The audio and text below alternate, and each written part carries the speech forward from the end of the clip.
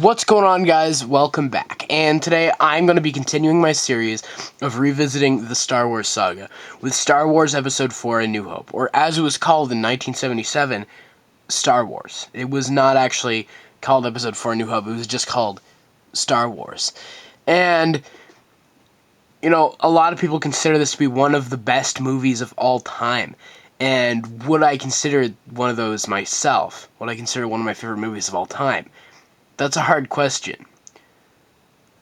But the thing that makes this film so remarkable is really how simple it really is.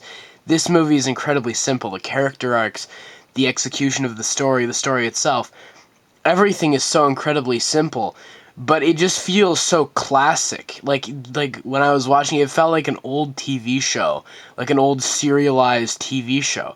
Like the acting isn't really that great, but it's not like Hayden Christensen in the prequels where you're watching it and you're just like dying of boredom and it's just really badly written.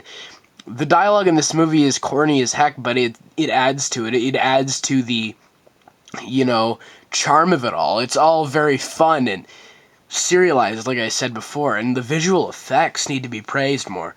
It's easy for us to look back at older movies and say they look bad, and I know I've done that a lot myself. I've poked fun at movies from Marvel from a few years ago, but that's something that shouldn't happen. Movies that came out in 2016 shouldn't look bad like now. Like a lot of shots in Captain America Civil War look terrible. They don't hold up very well. And that movie came out almost 4 years ago. That shouldn't be the case. This movie came out in 1977, and some of the shots still look amazing to this day. And like the lightsaber effects, like I saw a video from the VFX artist Reactor, the Corridor crew, where they examine how they created all the models and the visual effects and how they had to line up the lightsaber visual with the hilt in every shot. That's incredibly tedious. And I really respect the hell out of the people for crafting these visual effects for this film. And a lot of them still hold up today. It's really, honestly incredible. And, a lot of movies that have come out have improved this. Like I recently reviewed Rogue One, of course. That movie really adds to this movie. Revenge of the Sith. Those movies do what all good prequels should do, at least to me, and that is they add to the original film. And it's really, honestly, quite interesting to see how a lot of the dialogue that George Lucas, or I don't think it was George Lucas, but whoever wrote the script, I don't think it was George Lucas. Or maybe it was. I think it was. But for the script writers, how they wrote this dialogue almost with the idea of writing stories to take place before it in mind. They almost wrote this expecting to make prequels and all this sort of stuff. So that they can flow so well into this movie. Like, everything flows so well when you get to this movie if you rewatch, like, Revenge of the Sith and Rogue One. Like, Rogue One leads right into it, and it feels more natural, even probably, than it did originally. The acting, once again, is kind of crummy. It's not that great, but it does add to the classic feeling. It's just a classic film. And it's just, honestly, it is an achievement in filmmaking. A lot of people are going to say that about Avengers Endgame.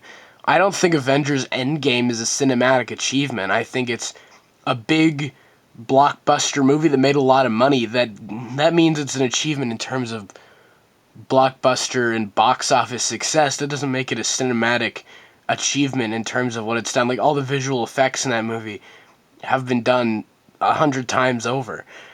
Like, this movie really is a cinematic achievement, and it changed really the way we see movies back in 1977.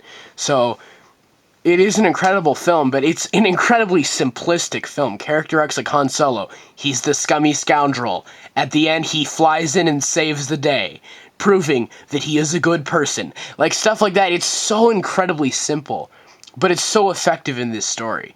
Because it's not really about how incredible the story is, it's about all this other stuff. And everything else, to me at least, is great. So I'm going to give Star Wars Episode 4: A New Hope an A+. I think it's an incredible film and an incredible achievement in filmmaking. And still, a lot of it holds up to this day. It's an incredible film, guys. It still holds up well to this day. So I'm looking forward to going through the original trilogy, talking about Empire Strikes Back, Return of the Jedi, and of course, then we'll get to the new sequel trilogy with Force Awakens and Last Jedi. So, yeah, just please let me know all your thoughts in the comments below. What do you think of A New Hope? What did you think of my review? Whatever your thoughts are, please let me know them all in the comments below. And as always, I hope you guys have a great day. Take care.